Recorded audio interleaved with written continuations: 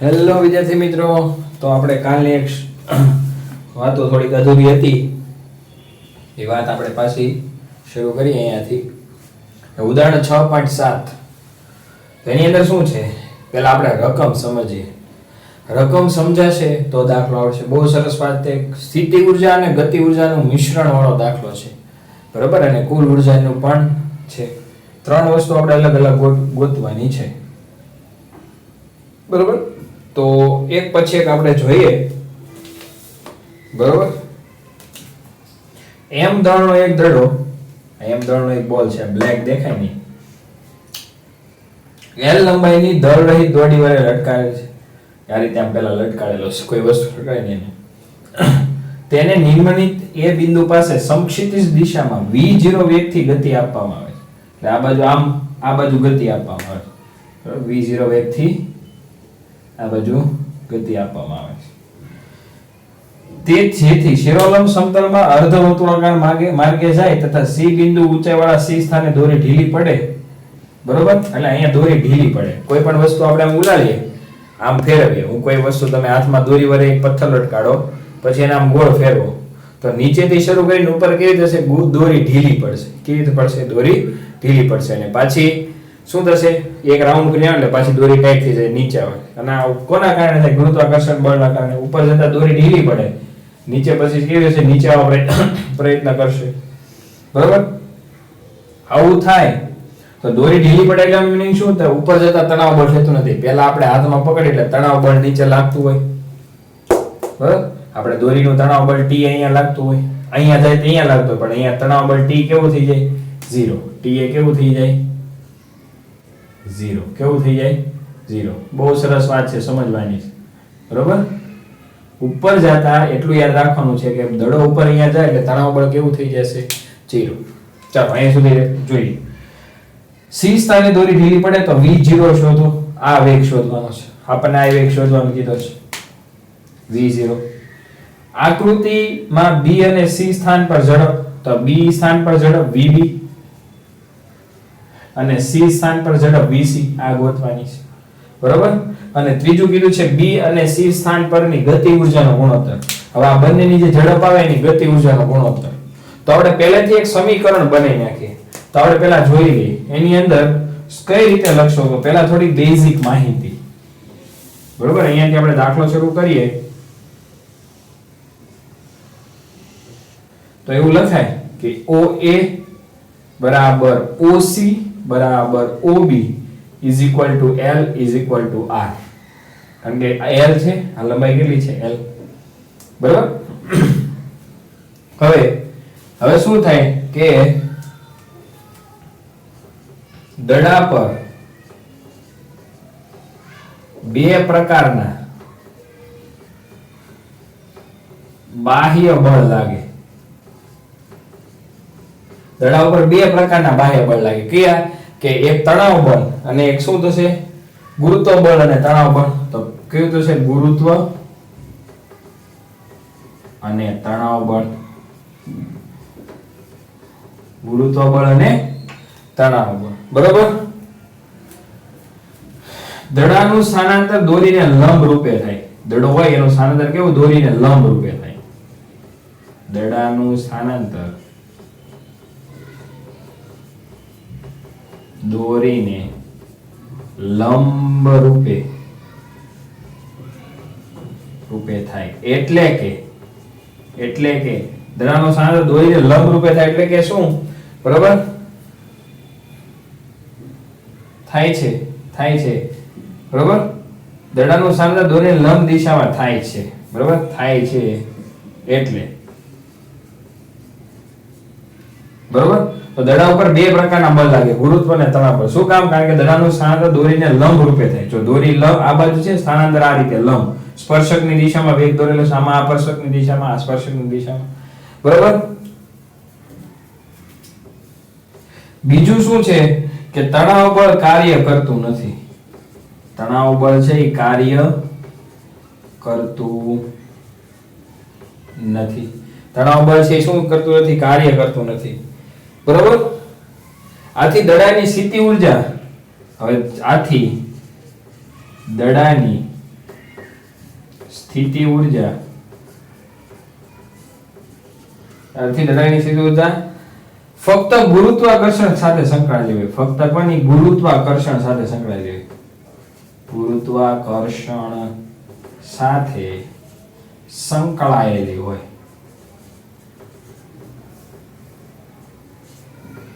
બરોબર. આપણે 2 પેજમાં દાખલો થશે એટલે અમારે કાઢવું પડશે, એટલે સાથે સાથે લખતા જજો.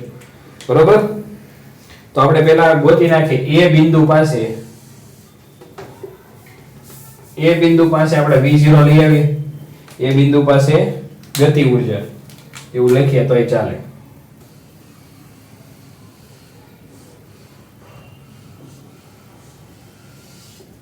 બરાબર. તો એ બિંદુ પાસે ગતિ ઊર્જા, તો શરૂઆતમાં એ બિંદુને ગતિ ઊર્જા આપીએ તો કેટલી ગતિ ઊર્જા મળે? તો કે E of A 1/2 mva² મળે. ચાલો આ એક સમીકરણ આપણને મળ્યું. બરોબર. આપણને કેટલું મળે? v પાસે 1/2 mv². પણ C બિંદુએ પહોંચે ત્યારે જરૂરી કેન્દ્રગામી જ્યારે C બિંદુએ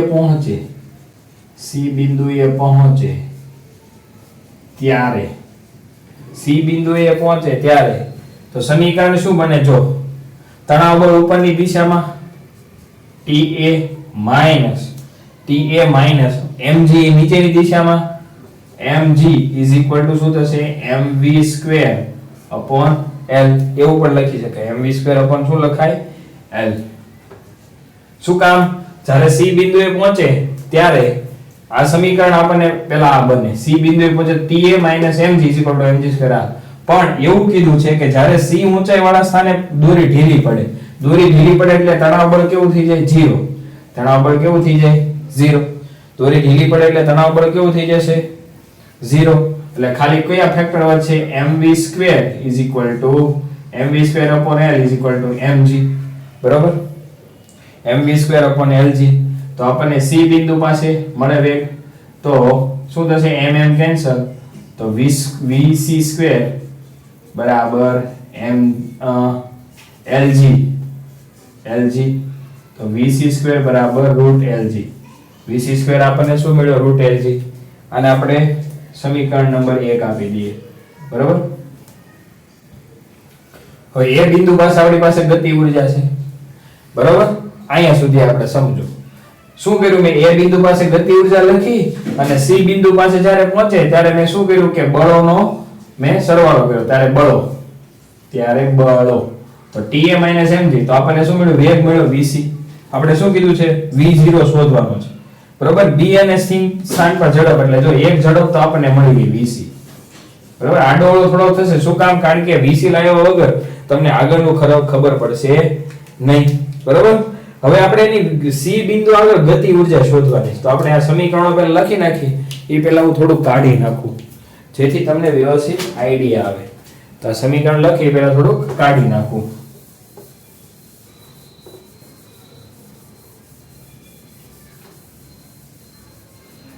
તો EA બરાબર small 1/2 mva². TA minus mg mvc²/l. તેથી શું થશે? vc શું મળશે? √gl. સમીકરણ નંબર 1. બરાબર. તો હવે એવું લખાય C બિંદુ પાસે ગતિ ઊર્જા. શું લખાય? C બિંદુ પાસે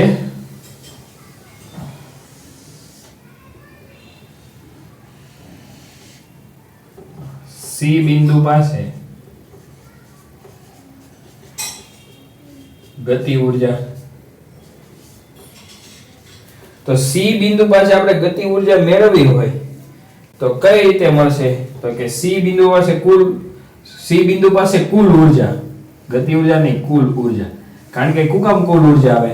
કારણ કે અહીંયાથી દડો નીકળે ને અહીંયા પહોંચે એટલે ગતિ ઊર્જાનું સ્થિતિ ઊર્જામાં રૂપાંતર થાય, પાછું સ્થિતિ ઊર્જાનું ગતિ ઊર્જામાં. તો E બરાબર 1/2 mvc² પ્લસ mgl. તો ગતિ ઊર્જા પ્લસ સ્થિતિ ઊર્જા થાય. તો આપણને c બરાબર શું આપેલું છે? 1/2 mvc એટલે શું છે? gl √gl નો સ્ક્વેર એટલે gl mgl. તો અહીંયાથી આ લંબાઈ કેટલી છે? 2l જેટલી છે, તો mg2l e આપણને મળી આ ગતિ ઉર્જા c બિંદુ પાસે. બરોબર? તો આપણને EC કેટલી મળી? EC બરાબર 1 કેટલા છે અહીંયા? આ 1/2 mgl અને આ 2gl એટલે કેટલા આવશે? તો કે 5/2 gl. શું આવશે? 5/2 mgl. તો આપણને C બિંદુ પાસે કુલ ઊર્જા મળી. C બિંદુ પાસે શું મળી? કુલ ઊર્જા. બરોબર? પણ C બિંદુ પાસે શું મળી? કુલ ઊર્જા. શું કામ આવું કરું છું? કારણ કે આપણે પહેલા વેગ આ ભાઈ આ તો એક અલગ ભાગ છે, અહીંયાથી અલગ ભાગ છે. કુલ ઊર્જા અહીંયા શું કામ મળી? કારણ કે અહીંયા પોકે ત્યારે આપણી પાસે બંને વસ્તુ છે, આપણી પાસે એનો વેગ પણ મળી ગયો. એટલે કુલ ઊર્જા લાવવા માટે મેં પહેલા એનો વેગ શોધ્યો કે C બિંદુ પાછળ વેગ. હવે આપણને કુલ ઊર્જા મળી. તો યાંત્રિક ઊર્જા સંરક્ષણના નિયમ અનુસાર યાંત્રિક ઊર્જા સંરક્ષણના નિયમ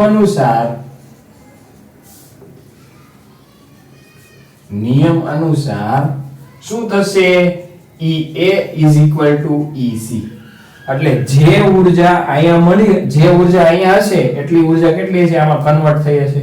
જેટલી ઊર્જા અહીંયા હશે એનું શું થશે? અહીંયા કન્વર્ટ થઈ છે, પાછી કન્વર્ટ થઈને આ હશે. તો અહીંયા ગતિ ઊર્જા હોય, પછી સ્થિતિ ઊર્જા પ્લસ ગતિ ઊર્જા, પછી ગતિ ઊર્જા આપીએ. ખબર પડી? તો કઈ રીતે આપણે લખશું? EA બરાબર EC. તો એને લખાય તો કે 1/2 EA બરાબર શું છે? 1/2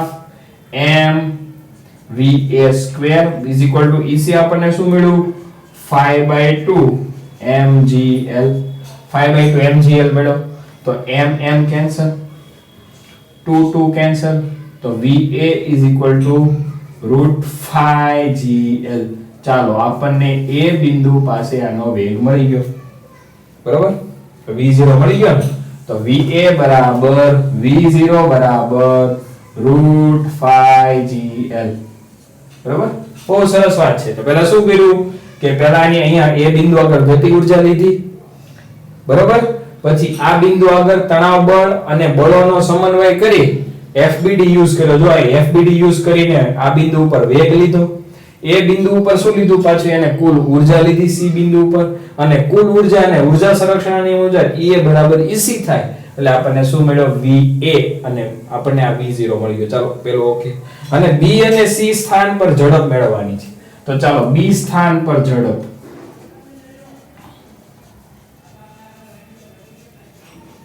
તો B સ્થાન ઉપર આપણે ઝડપ જ્યારે લેવાની થશે, બરોબર, ત્યારે કુલ ઊર્જા કેટલી થશે? EB બરાબર 1/2 mvb² પ્લસ mgl. અહીંયા શું આવશે? ખાલી l જ આવશે, કારણ કે લંબાઈ કેટલી છે? l. અહીંયા આપણે શું આવશે? ખાલી mgl. તો ઊર્જા સંરક્ષણમાં આની અંદર પણ ઊર્જા સંરક્ષણના નિયમ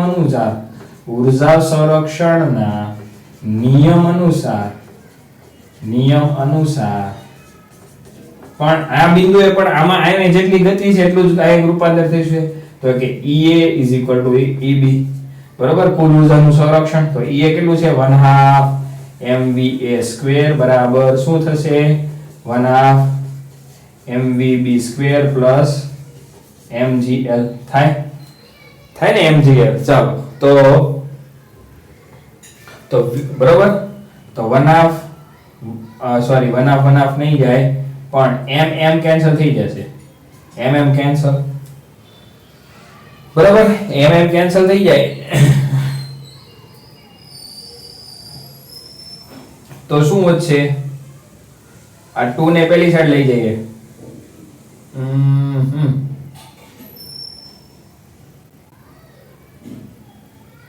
આ 2 ને અહીંયા ગુણી દઈએ. 2 વડે ગુણીએ અને 2 વડે ભાગીએ. 2 વડે ગુણીએ અને 2 વડે ભાગીએ એટલે બધા 2 કેન્સલ. તો va² બરાબર mvb² પ્લસ 2 mgl. બરાબર? હવે va² બરાબર શું છે? va આપણને મળ્યું જો √5gl. તો 5gl = mvb² પ્લસ 2 mgl. પડે ખબર? તો 2 mgl નું આ સાઈડ લઈ લો, 2 mgl ને કઈ આ સાઈડ લઈ લો એટલે 3 m તો કેન્સલ થઈ ગયા છે ને, એટલે ખાલી gl, સોરી gl, આમાં પણ શું થશે? ખાલી vb, તો કેન્સલ, એટલે શું થશે? 5gl ઇઝ ઇક્વલ ટુ, કારણ કે રૂટ છે સ્ક્વેર કરી એટલે શું થશે? ખાલી 5gl, vb ના સ્ક્વેર m ના ઇઝ ઇક્વલ ટુ 2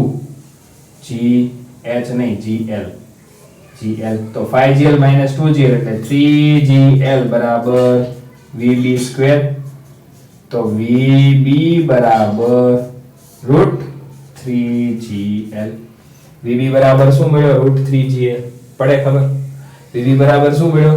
√3gl, પડે ખબર? બહુ સરસ વાત છે, બરોબર. તો જો આપણને vc બિંદુ ઉપર વેગ મળી ગયો, b બિંદુ ઉપર વેગ મળી ગયો અને a બિંદુ ઉપર વેગ મળી ગયો, આ બે કમ્પ્લીટ થઈ ગયા, બરોબર. vc ઉપર વેગ મળી ગયો, va ઉપર વેગ મળી ગયો, vb ઉપર મળી ગયો, અહીંયા અહીંયા ને અહીંયા. હવે શું કીધું છે? b અને c ના સ્થાન પરથી ગતિ ઊર્જાનો ગુણોત્તર મેળવો. તો b અને c ના સ્થાન ઉપરથી ચાલો મેળવી નાખીએ. તો હું પહેલા સૂત્ર લખી નાખીશ v અને vc ના, એ પહેલા કાઢી નાખું, બરોબર. ગતિ ઊર્જાનો સૂત્ર,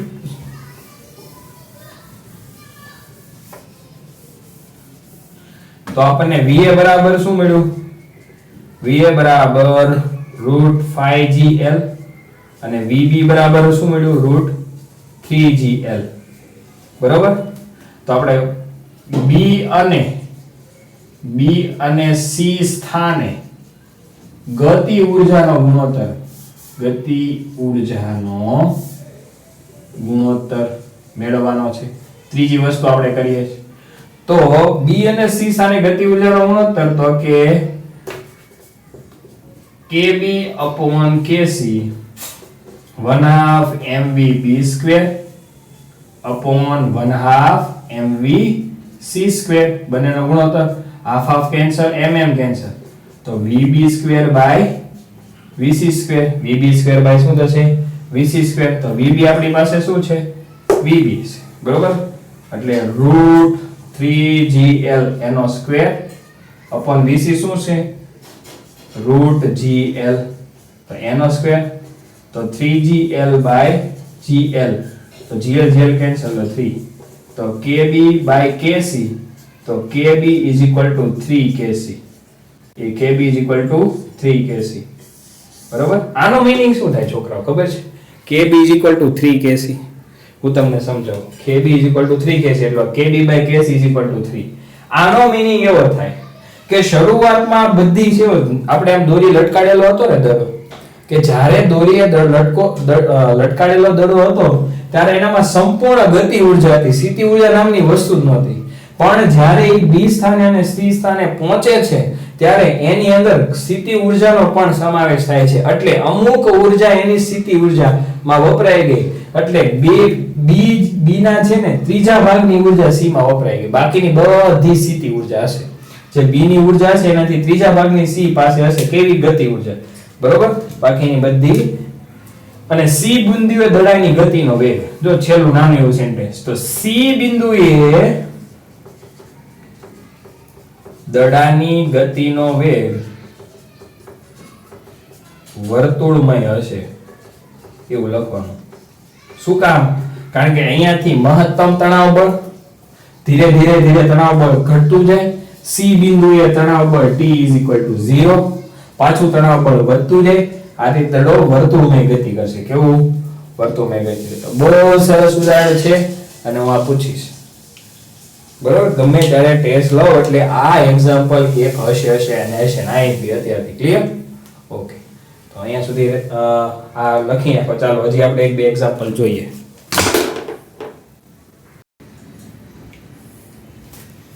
ચાલો વિદ્યાર્થી મિત્રો, તો આપણે નવા દાખલા ઉપર જઈએ. બહુ સરસ વાત આપેલી છે. એક મજબૂત દિવાલ સાથે 6.25 10³ ન્યૂટન પર મીટર જેટલા મોટા બળ અચળાંક ધરાવતી બળ અચળાંક K ની વાત કરે છે. કઠણ સ્પ્રિંગના એક છેડે જડિત કરીને તેને સમક્ષિતિજ રાખેલ છે, બરોબર. ને શું કરે છે? સમક્ષિતિજ રાખેલ છે, બરોબર. એને શું રાખેલ છે? સમક્ષિતિજ રાખેલ છે. ઓકે હા ચાલો હવે એને સમક્ષિતિજ રાખેલ છે. તેની સાથે 1000 કેજી દળ ધરાવતી 18 કિલોમીટર પ્રતિ ઝડપની ઝડપથી ગતિ કાર અથડાઈને સ્થિર થઈ જાય છે તો આ સ્પ્રિંગને દળ રહિત ધારીને તેમાં ઉદ્ભવતું મહત્તમ સંકોચન ગણો. આ રીતે આ સ્પ્રિંગ છે, આ રીતે છે બરાબર. હવે એક કાર છે મર્સિડીઝ બેન્ઝ,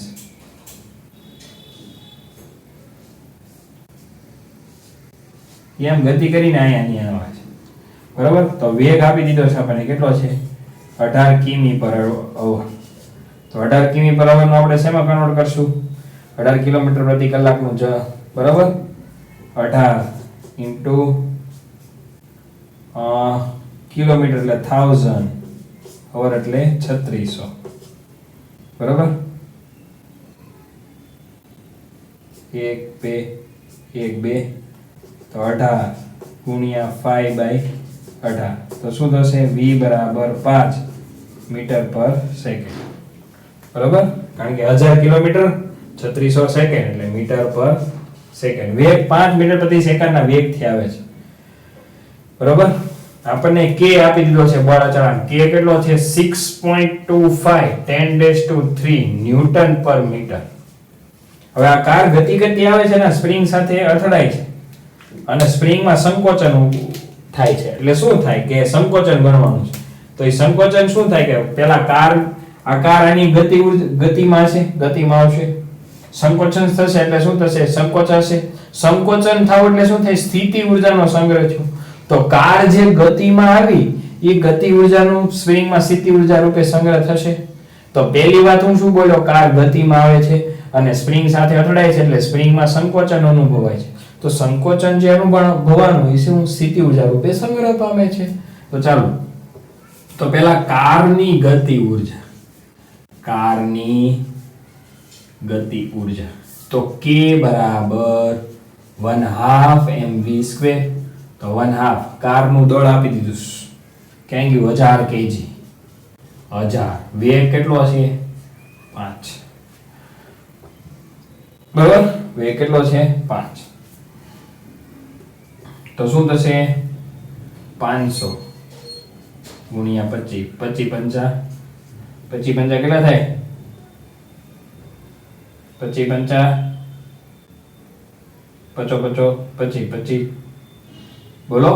25 પંચા કેટલા થશે?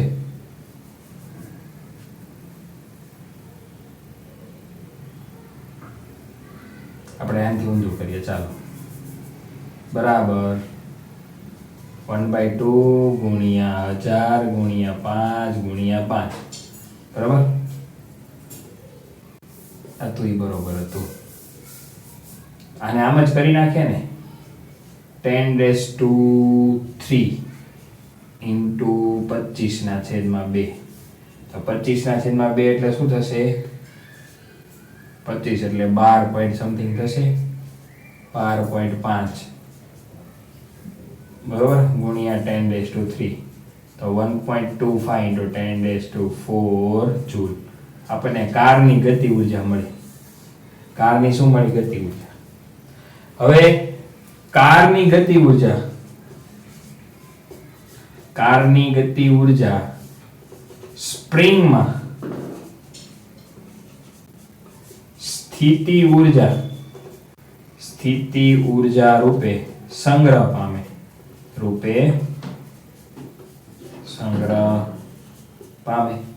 તો કારની ગતિ ઊર્જા k આપણી પાસે છે તો k બરાબર v બરોબર. તો v બરાબર જે ગતિ ઊર્જા છે સ્થિતિ ઊર્જા રૂપે સંગ્રહ પામે તો k આપણી પાસે છે બરોબર. કારની મહત્તમ ગતિ ઊર્જા તો બરોબર આ રીતે મળશે. તો v બરાબર આપણને શું છે? v બરાબર આપણી પાસે છે 1/2 kx². સ્થિતિ ઊર્જા થાય ને, કારણ કે કારની ગતિ ઊર્જા સ્થિતિ ઊર્જા રૂપે સમજતા 1/2 k અચળાંક આપી દીધો છે આપણને. આ k કેટલી મળી? 1.25 ઇન્ટુ 10⁻⁴. આ k પાછો આ નો સમજતા, આ k શું છે? ગતિ ઊર્જા છે બરોબર. તો આપણે આમ જ લખીએ ચાલો, એટલે કન્ફ્યુઝ ન થાવ બરોબર. તો કે 1.25 into 10⁻⁴ is equal to 1/2 kx². આપણે શું શોધવાનું છે? કેટલું સંકોચન થાય x શોધવાનું છે. 1/2 into k આપી દીધું છે 6.25 10⁻³ into x². તો x બરાબર બધું કરશો ને તો શું આવશે? 2 આવશે. બધું કરશો એટલે શું આવશે? x બરાબર 2 સીધો લખી નાખો. x બરાબર શું આવશે? 2. બરાબર, x બરાબર 2 મીટર એકમ લખવાનો. ક્લિયર? તો આપણે અહીંયા સુધી રાખીએ. ના, હજી આપણે એક દાખલો જોઈએ.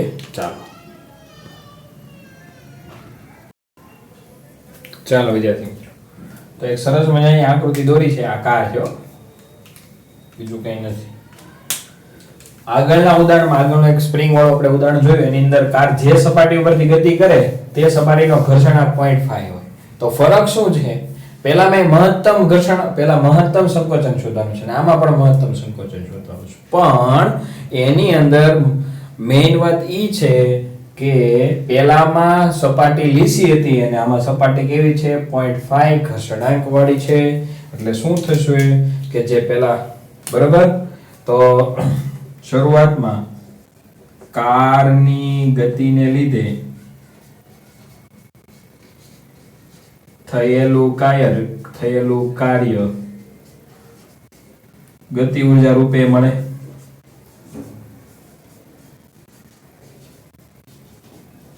બરોબર, તો k બરાબર 1/2 mv². તો શું થશે? w બરાબર 1/2 mv². શરૂઆતમાં કાર આવતી હોય ને, બરોબર. હવે શું લખવાનું છે? તો અહીં પરિણામી કાર્ય ગતિ ઊર્જા છે. પરિણામી કાર્ય ગતિ ઊર્જા રૂપે કાર આવે છે. સ્પ્રિંગ પહેલા એમ નામ છે. કાર જેવી આવે એટલે સંકોચ હશે. તો કેટલું? તો કે w જેટલું કાર્ય. તો w બરાબર કેટલું કાર્ય થાય? તો કે સ્પ્રિંગ ને કારણે કાર્ય થાય. સ્પ્રિંગ ને કારણે સંકોચાય. આપણે થોડુંક નાનું લખવું પડશે, દાખલો મોટો છે.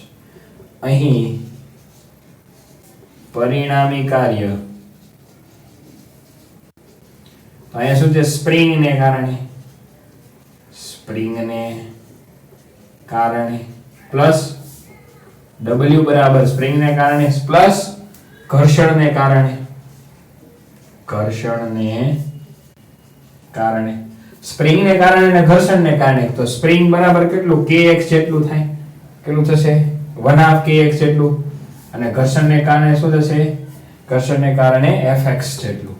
કેટલું થશે? fx. બરોબર. તો w બરાબર શું છે? 1/2 mv² હતું. તો 1/2 kx પ્લસ fx ની જગ્યાએ શું લખશું? 1/2 kx² mu s mgx.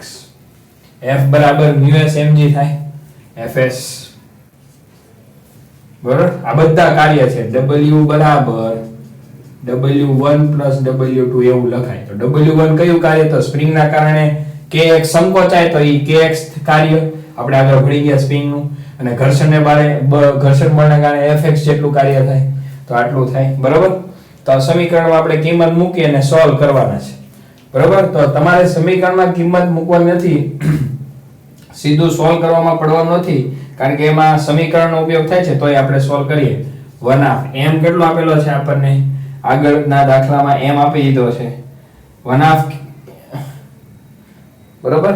તો આપણી પાસે 1/2 m કેટલો આપેલો છે? 10⁻³ અને v5 બરાબર 1/2 k. k કેટલો આવ્યો? 6.25 આગળ આપી દીધો છે. ઇન્ટુ 10⁻² આપણને આપી દીધું છે 3. બરોબર. Into x². ઇન્ટુ શું છે? x². x કેટલું આપ્યું છે? સ્થાનાંતર કેટલું થાય છે? કેટલું સંકોચન થતું હતું? આપણે x² શોધવાનું છે. x² શું શોધવાનું છે? શોધવાનું છે. પ્લસ μs આપી દીધું છે 0.5 ઘર્ષણાંક. m આપેલો છે 10⁻³ g 10 લઈ લઈએ આપણે. અને x શોધવાનું. બરોબર. x શું શોધવાનું છે? આપણે શોધવાનું. તો આનું સમીકરણ કંઈક આમ બને 3.125 x². આનો આ સમીકરણ આટલાનું આટલું બને. પ્લસ 5x, આનું આવડું કંઈક આવું થશે 12.5 બરાબર 3.125 x સ્ક્વેર પ્લસ 5x. તો આ સમીકરણને સોલ્વ કરવાનું છે. તો તેથી 3.125x square plus 5x plus minus 12.5 આ બાજુ આવે એટલે માઇનસ 12.5 ઇઝ ઇક્વલ ટુ 0. હવે આ સમીકરણ ખબર તમે સોલ્વ કરતા x સ્ક્વેર પ્લસ આવું હોય તને x square plus 2xy plus y square બરોબર. તો આવું સમીકરણ છે. અથવા તમે કોઈ સમીકરણ હોય આવું નહોતું x square plus 2x plus 1 તો x પ્લસ 1 અને એક અને x પ્લસ 2 એવા ભાગ પડે બરોબર. આવું એક સમીકરણ આવી રીતના તમે અવયવો પાડતા બરોબર. તો આમાં અવયવો પડે એમ નથી તો શેનો ઉપયોગ કરશું તો કે દ્વિઘાત સમીકરણો. તો દ્વિઘાત સમીકરણો શું છે તો ડેલ્ટા d બરાબર b સ્ક્વેર. હવે આપણે એના સમીકરણને સોલ્યુશન માટે તમે 10 માં પડી ગયા. ડેલ્ટા d બરાબર b સ્ક્વેર માઈનસ 4ac. તો આ b આ c અને આ a b અને c. તો આપણે ડેલ્ટા d એ સીધું લખું છું 181.25 મળે 181.25 મળે. હવે એને શું કરતા કે આપણે x લઈ આવતા તો x + ± બરોબર. x = -b ± root delta d by 2a. આવું ઇક્વેશન યાદ કરો 10મા ધોરણનું બરોબર. તો -5 ± રૂટ ડેલ્ટા d. તો રૂટ ડેલ્ટા d શું છે 131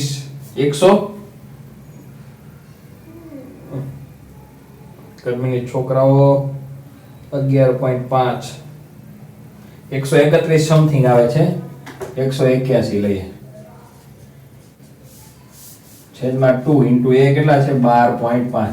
તો x બરાબર આપણને આવે છે 1.35. x બરાબર કેટલો છે 1.35 મીટર. તો જો પહેલા દાખલામાં x બરાબર 2 મીટર ખસતું હતું. જો આ તમને ખબર હોવી જોઈએ. આ 10માનો કોન્સેપ્ટ છે. આટલું મેથ્સ છે. અહીંયાથી ફિઝિક્સ પૂરું થઈ ગયું. આટલું મેથ્સ છે. તો x બરાબર 2 આવતું પણ 0.5 ઘર્ષણ વાળો રોડ આવી ગયો એટલે ઘટીને કેટલું થઈ ગયું 1.35 મીટર થઈ ગયું. ઘટીને કેટલું થઈ ગયું 1.35 મીટર. ખબર પડી? તો આ વાત યાદ રાખવાની છે. તો હજુ એક સેશન ઉદાહરણનું થશે તો આપણે સરસ વાત યાદ રાખવાની છે. તો અહીંયા સુધી રાખીએ. Thank you so much. સરસ મજાના દાખલા ગણો અને ડાઉટ હોય ને તો મને જરાક ફોન કરીને પૂછી લેવા. થોડાક અઘરા છે એટલે પ્રોબ્લેમ થશે બરાબર પણ ડોન્ટ વરી આપણે બધું સંભાળી લઈશું. ક્લિયર? ચાલો. અને સ્વાધ્યાયમાં બહુ બધા થિયરિટિકલ દાખલા છે તો આપણે થિયરિટિકલ દાખલાનો એક અલગથી વિડીયો મૂકીશ પણ કેલ્ક્યુલેટર વાળા દાખલા છે એ આપણે કન્ટિન્યુ ગણશું. એટલે ક્યારેક સ્વાધ્યાયના દાખલા આ તો કન્ટિન્યુ ચાલે છે પણ સ્વાધ્યાયમાં આડાવાળા દાખલા ચાલે તો જરાક તમે ટેન્શન લેતા નહીં. ચાલો અહીંયા સુધી રાખીએ.